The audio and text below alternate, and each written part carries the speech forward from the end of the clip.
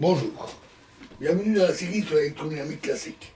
Donc, continuons sur le rayonnement multipolaire des atomes et des noyaux. Alors, dans un atome, les constituants radiatifs sont les électrons. La dimension du système est alors de l'ordre de R égale ordre de A0 sur Z effectif, où A0 est le rayon de bord et Z effectif est de l'ordre de l'unité pour les transitions des électrons de valence et de l'ordre de Z, le numéro atomique de l'atome, pour les transitions X au niveau des couches K ou L les plus profondes. En vertu des ordres de grandeur que nous avons vus dans la vidéo précédente, la proportion de moments multipolaires magnétiques relativement au moment multipolaire électrique du même ordre L est M sur CQ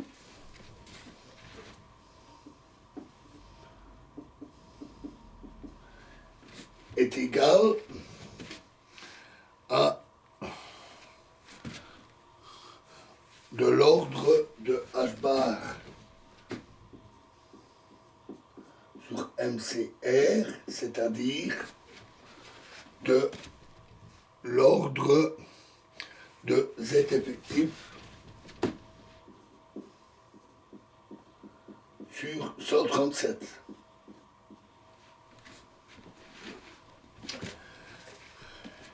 En utilisant la définition du rayon de bord. Pour la même énergie de transition, le rapport de probabilité des transitions est gamma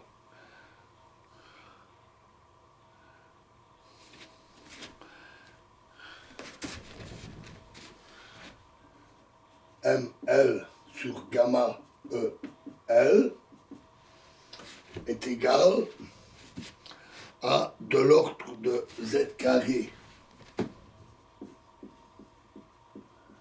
effectif sur 137 au carré.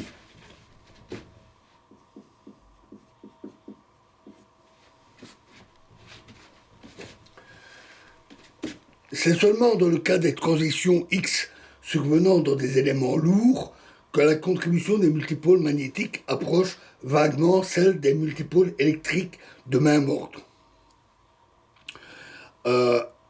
Remarquons toutefois que pour une même valeur de L, les transitions ML et EL ont des propriétés de parité opposées, ce qui peut jouer.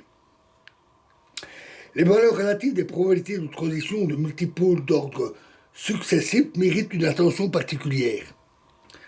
Si on ignore les facteurs voisins de l'unité, on voit à l'aide des ordres de grandeur que gamma EM,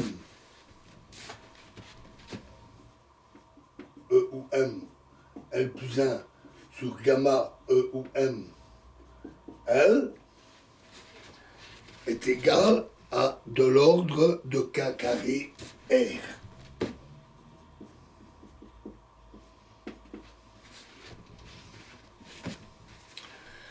Dans les atomes, les énergies de transition sont de l'ordre de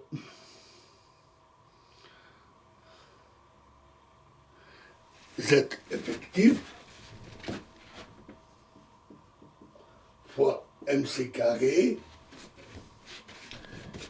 divisé par 137 au carré.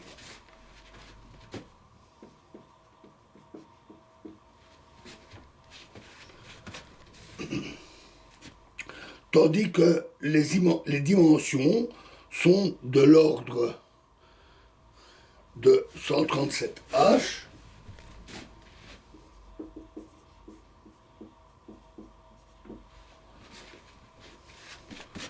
sur MCZ effectif.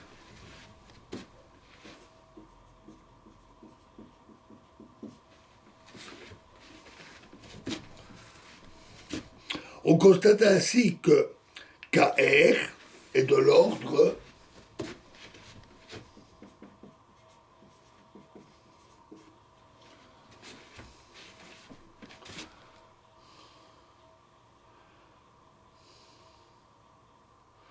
de Z effectif sur 137.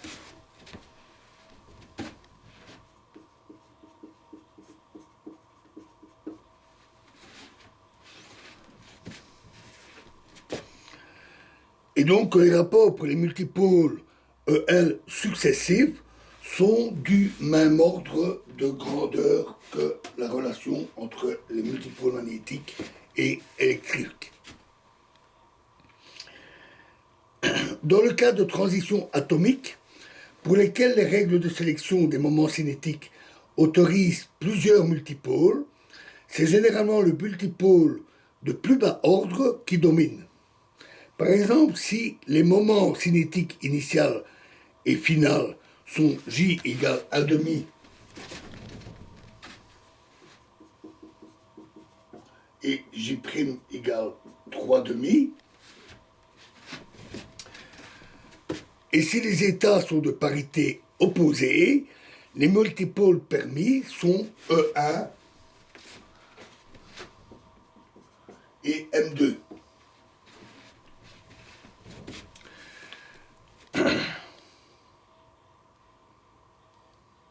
Les transitions E1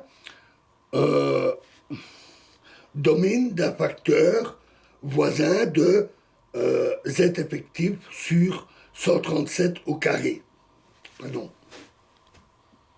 Exposant 4. Donc de l'ordre de Z effectif sur 137 exposant 4.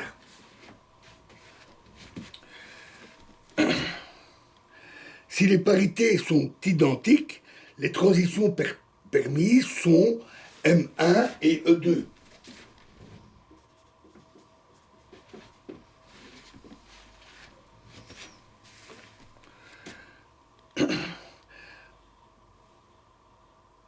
Ces deux réactions de transition sont alors comparables. Et la probabilité de transition, les probabilités de transition sont bien plus faibles que dans le cas des parités opposées. Dans les atomes, les transitions dominantes sont E1. Les états de moment cinétique élevés se désintègrent préférentiellement par une cascade de transitions de ce type.